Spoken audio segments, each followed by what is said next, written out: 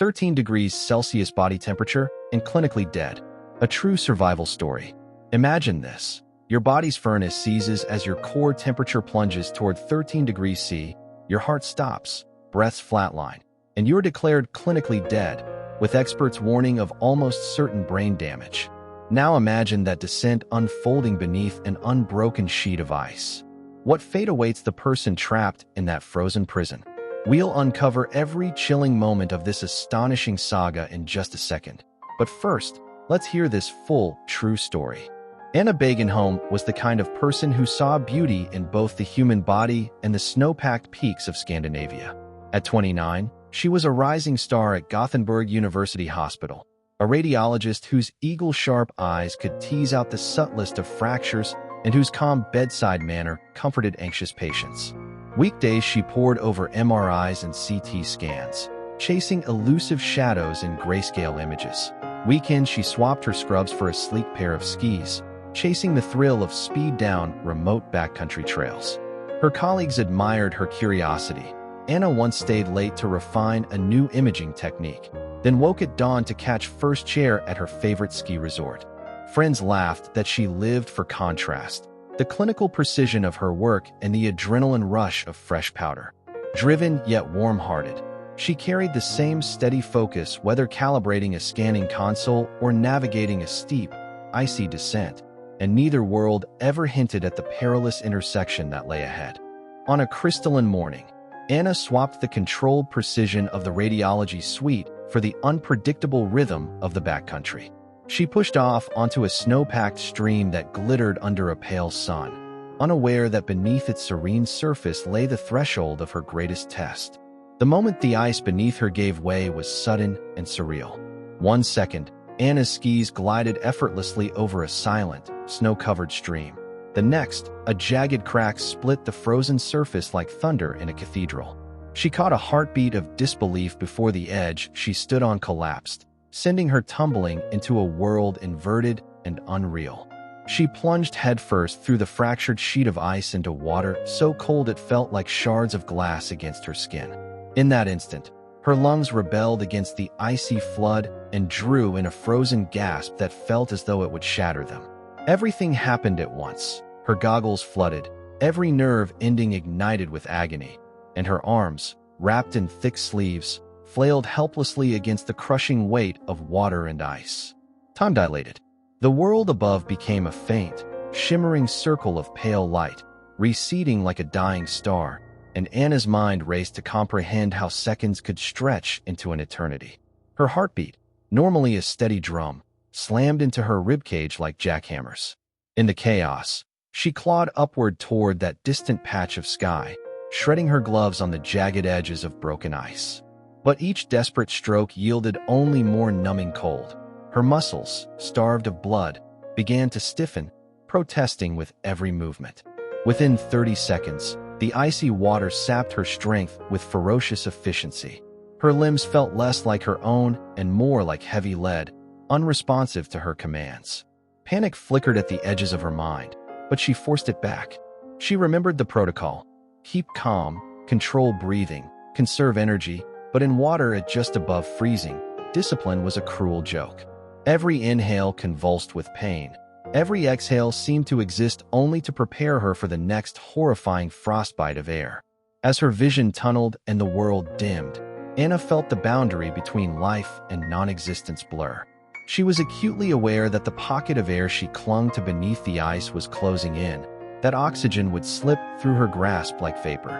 And yet in that crucible of cold and fear, a strange clarity emerged. She could choose to give in, or she could fight, no matter how slim her chance. It was then, in the abyssal quiet under the ice, that time began to betray her most of all.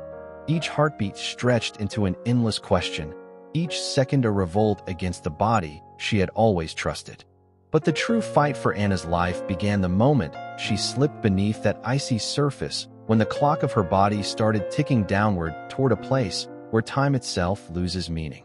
From warmth to ice in seconds. Immediately after the plunge, Anna's core temperature, normally a steady 37 degrees Celsius (98.6 degrees Fahrenheit), began its precipitous fall. In this frigid bath, heat drains from the body over a gradient. The greater the temperature difference between skin and water, the faster the loss. Imagine touching a block of ice. Your hand jolts with pain. Now multiply that sensation across your entire body, all at once. In water just above freezing, you shed roughly 25 times more heat than you would in air at the same temperature, because water conducts heat far more efficiently. Within the first minute, Anna's body went into cold shock. Her heart rate spiked, blood vessels in the skin constricted sharply to preserve core warmth, and her breathing reflex went haywire, an automatic gasp that risked water flooding her lungs. This gasp reflex is part of our instinctive survival kit. Air in, water out except under ice. There's nowhere out to go. Stages of hypothermia, beyond shivering. For Anna, the first few minutes in the water dropped her from normal warmth through mild and moderate hypothermia and pressed quickly into the severe category. Her once agile muscles turned to lead.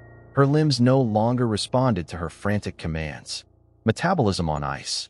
Under normal conditions, every cell in Anna's body was a tiny furnace, burning nutrients and oxygen to keep her organs alive and her brain alert. But cold slows this enzymatic machinery. For every degree Celsius drop in core temperature, metabolic rate plunges by roughly 6 to 7%. At 30 degrees Celsius, your body is running at barely half speed.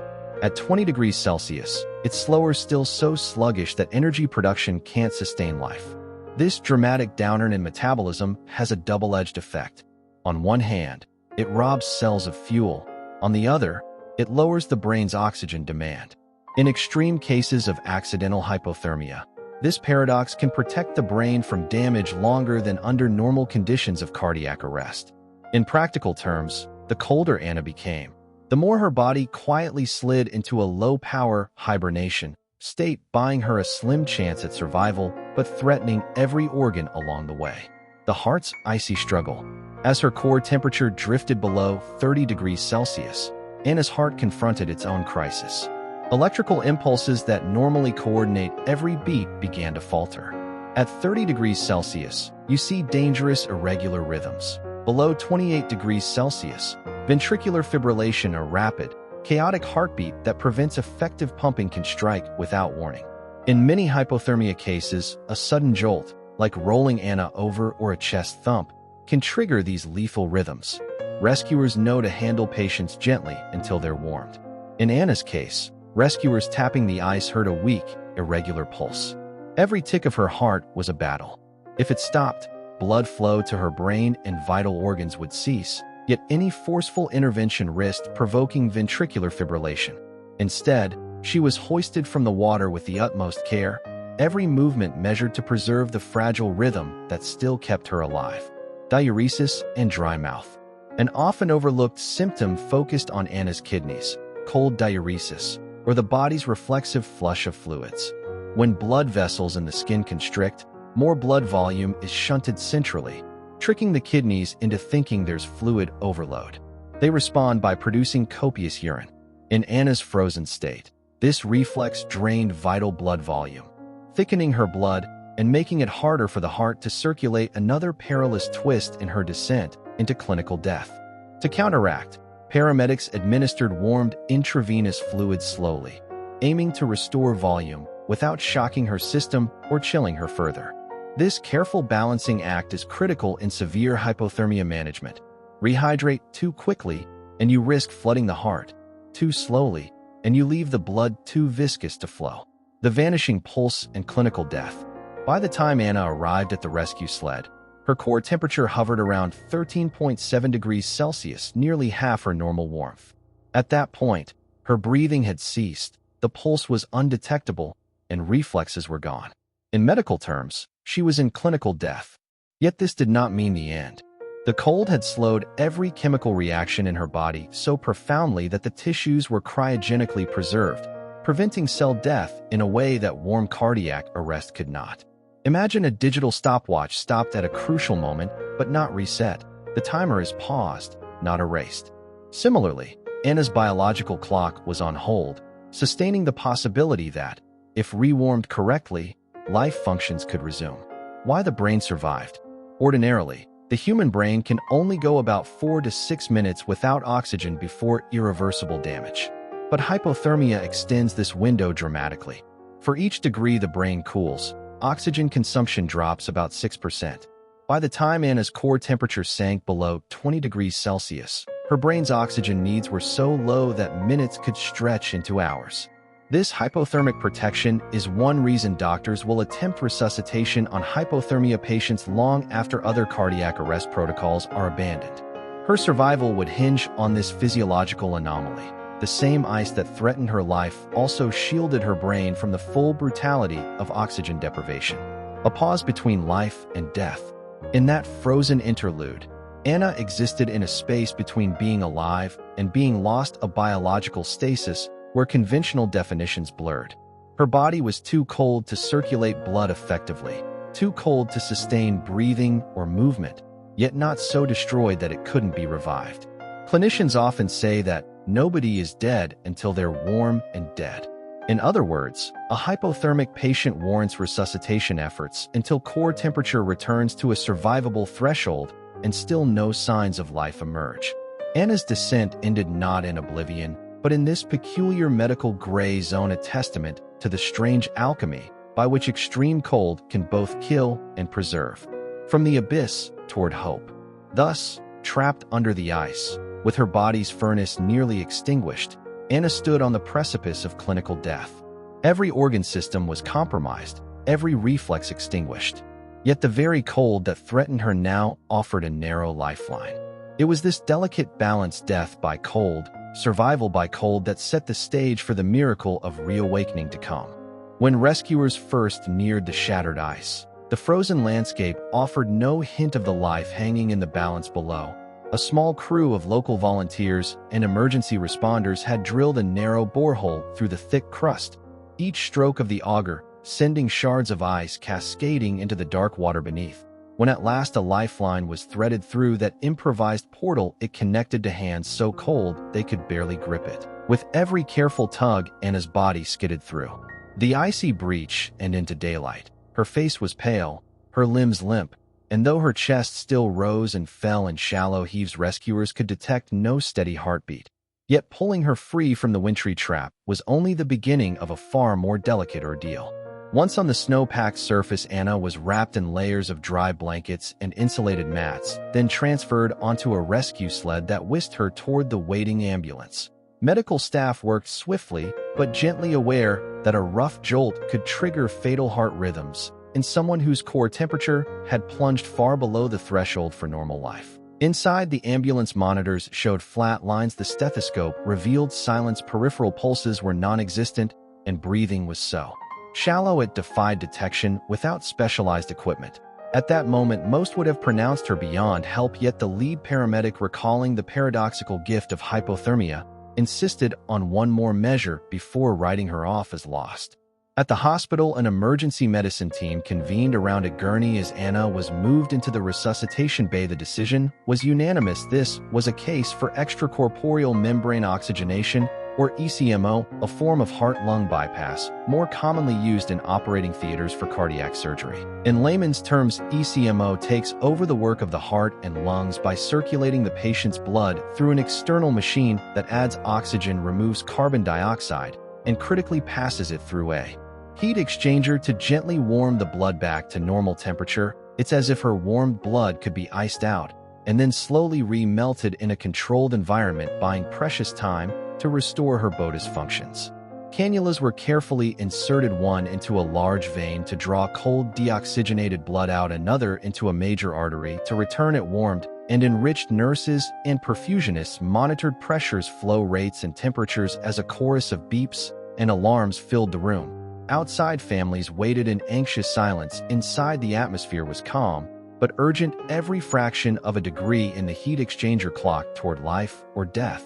The ECMO circuit began to hum, and a slow, steady stream of Anna's own blood glowed faintly in the clear tubing, transforming from a dark, cold tinge into a warm, bright red. In each rotation of the pump, hope circled back into her veins. The rewarming phase required the utmost patience. Too rapid a rise in core temperature risked after drop, where cold blood trapped in limbs floods the core, causing precipitous further cooling and lethal arrhythmias. Instead, clinicians raised her blood temperature by mere tenths of a degree each hour. At the same time, lab technicians ran blood tests every 20 minutes, checking electrolytes, acid-base balance, and clotting factors. Low potassium or shifts in pH could spell disaster for a heart already weakened by ice. Slowly over the next 9 hours, Anna's core temperature climbed from a nadir of around 13.7 degrees back toward normal. It was the longest and most delicate climb anyone in that room had ever witnessed. Meanwhile, nurses adjusted intravenous fluids warmed to body temperature, mindful of the cold diuresis that can deplete volume and thicken blood like molasses in winter. Each bolus had to be metered to avoid flooding a heart too fragile to pump strongly, yet enough to maintain circulation through vital organs. As the hours passed and her blood grew thinner and more oxygen-rich, subtle signs of returning life began to emerge. A faint electrocardiogram waveform appeared, irregular at first, then gradually more consistent. Her pupils, once fixed and dilated, began to react to light on the monitor. Breaths administered by the ventilator found a rhythm of their own, drawing inward with more volume and regularity. At sunrise, after a night that felt like an eternity, mission-critical benchmarks were reached. Anna's core temperature registered above 30 degrees. Her heart regained a regular rhythm, and her blood gases fell within survivable range for the first time since her plunge. Alarms reversed their tones from urgent wails to steady chirps. The perfusionist announced that ECMO flow could begin to taper as her own heart and lungs slowly resumed responsibility. Every member of the team allowed themselves a quiet exhale. Against all odds, the cold that had pushed her toward clinical death had also protected her brain and vital tissues, and now she was emerging from her frozen torpor.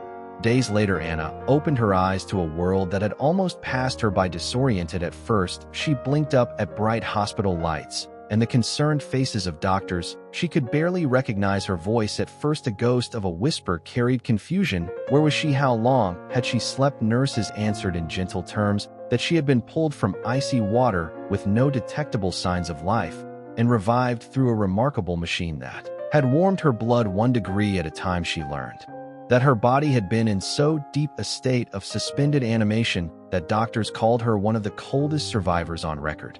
Rehab followed. Physical therapists coaxed movement back into stiff joints. Speech therapists guided her voice to regain strength, and mental health professionals helped her process the emotional aftermath of near death. Within weeks, Anna was walking the halls of the hospital on her own, marveling at every step. Months later, she returned to work, not behind the protective glass of radiology machines, but in front of students and colleagues recounting the science that saved her life. Her story became a living lesson, a testament to the resilience of the human body and the power of modern medicine.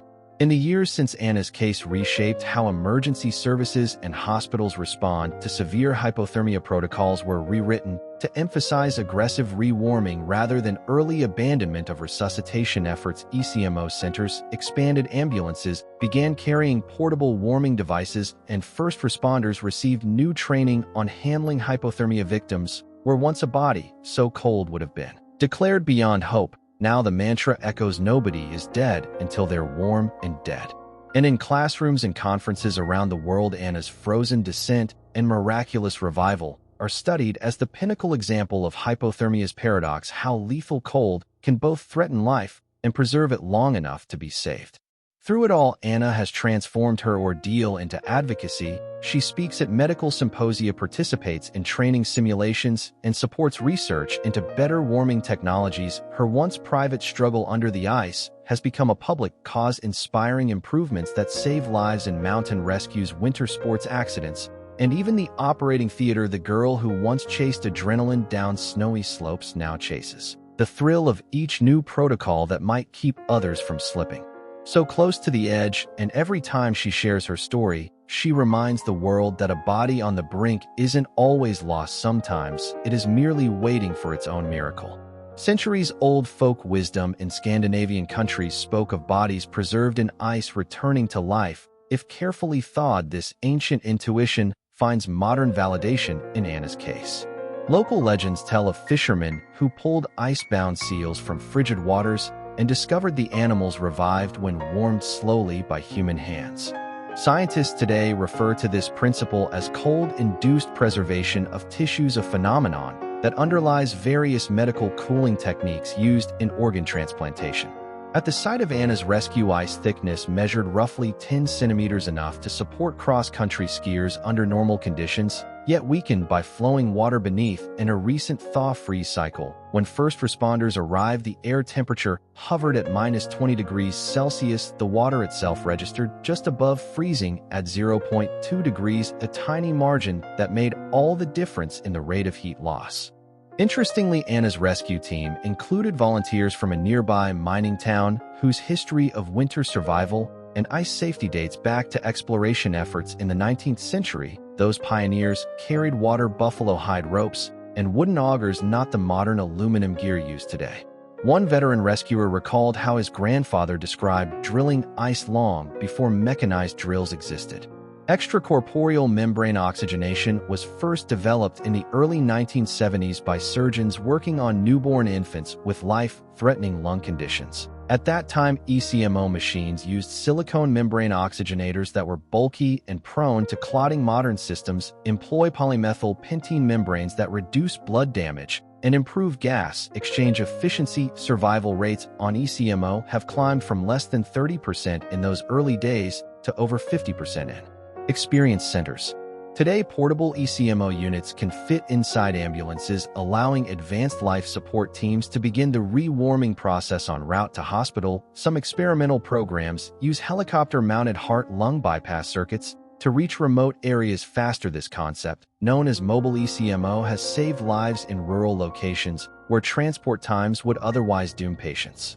In the hours following Anna's revival, nurses noted curious patterns in her blood chemistry. Her potassium levels remained low despite rewarming. This anomaly puzzled clinicians until they recalled that extreme hypothermia can push potassium into cells after circulation resumes, leading to paradoxically low serum levels, a detail that underscores the need for vigilant lab monitoring in such cases. Despite the trauma of her ordeal, Anna's body bore little visible scarring. Her skin showed only faint redness where cannulas had been inserted, and her hair grew back without any evidence of frost damage. Friends reported that she developed a fascination for ice crystals and under magnification would spend hours studying snowflake patterns by microscopy, her scientific curiosity undimmed by her near-death experience. Anna's story has inspired an award-winning documentary and a feature-length film script based on her journals detailing each phase of her recovery. Treatments and reflections have been incorporated into medical textbooks as a case study in both emergency medicine and critical care physiology. In one university course, students recreate the timeline of her rescue and ECMO procedure in simulation labs to appreciate the coordination of multidisciplinary teams. She often remarks that the hours she spent in that frozen void felt timeless, yet infinite, that each breath was a victory, and that the warmth returning to her veins felt like sunrise after an endless night. For Anna, the miracle was not only in survival, but in the knowledge that science and compassion had united to bring her back, and that her experience would pave the way for others caught between ice and life to find their own path back to warmth and hope.